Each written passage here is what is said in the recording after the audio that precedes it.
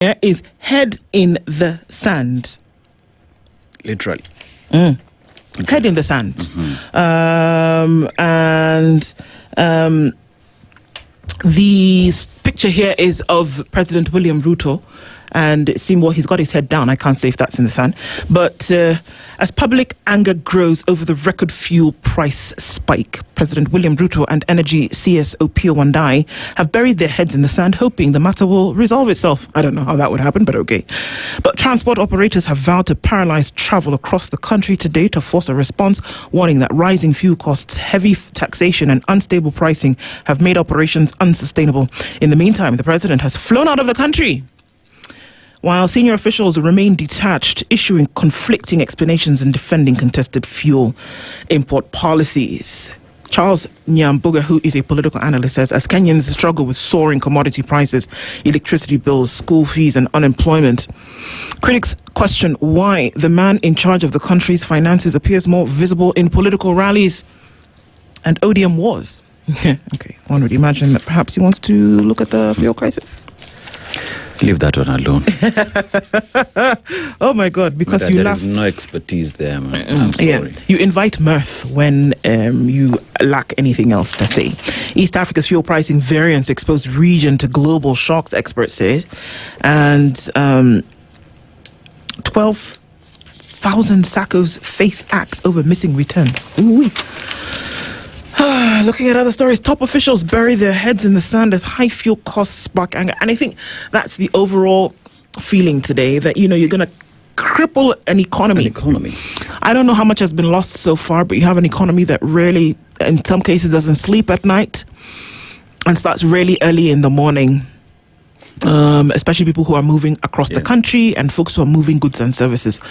So I don't know, the economists will be able to tell us in very short time how much has been, lost already. Fuel price hike pushes up cost of basic goods. We will see that rise. If we've seen that already come into place.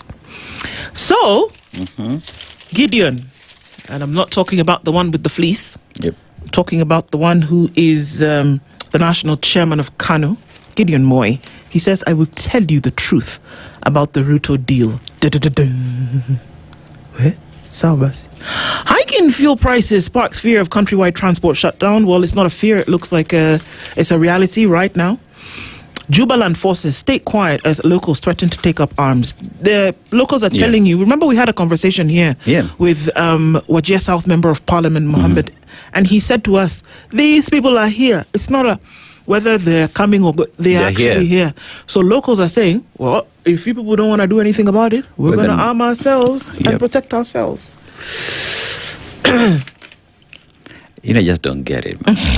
How do you have foreign forces within your territory and just sit pretty over it? That locals are forced to step in and eject foreigners who are armed within their communities and are killing them. Why is KDF in this matter? Where is KDF? Where is KDF? Where is the cabinet secretary for defense? Why is it allowed that you have, because Jubaland forces are a group coming out of South Sudan? Yeah. If they come into the state and operate in this manner, who allowed them in? Is there an agreement that says they can be there? Question. Yeah. Could that be why there's no appetite to perhaps push them out? If you're not seeing KDF respond, because that is the role that KDF ought to do, defend the country against external aggressors, who gave the communique for them to stand down and allow this to happen? Because then again, we're talking about a region that has KDF camps to handle security. So who allowed them in? Absolutely. Who gave the order? And somebody knows that they're there. Yeah. Somebody knows that they're there. That's the truth. So, if you didn't know, a gentleman called Felicien Kabuga passed away. Yes. Okay.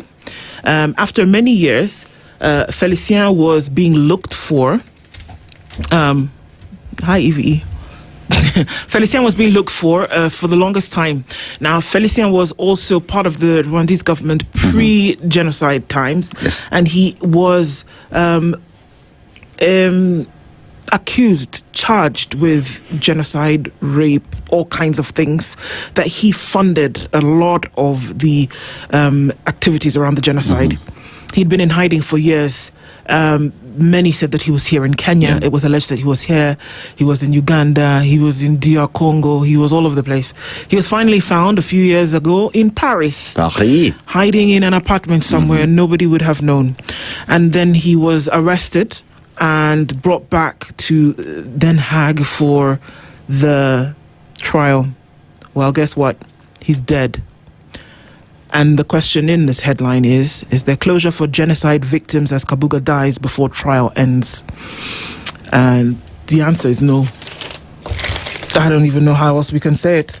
Peter Robinson, who is the Kabuga Family Counsel, says during the period when Kabuga was a fugitive, the ICTR prosecution froze the applicants' bank accounts and assets, the applicants challenging the freezing of their assets in courts of France, Belgium, and Kenya. Okay. So that's been long drawn out. 1994 to 2026. Yeah. How many years is that? And he's dead now. So what happens to justice is the question. Partnership of equals. Macron has no Africa's interests at heart. No Africa. Well, that sounds interesting, that headline. But yeah, that's taking us into the opinion pages. Yeah. Quite a number of things happening that we'll discuss. There's just an unsettling feeling about a lot of these things currently. But we'll come back to that. I'd urge you to get a copy of the Standard today if you can get out. But if you can't, get the Standard e-paper. You can subscribe to that real easy and you'll get all of these stories.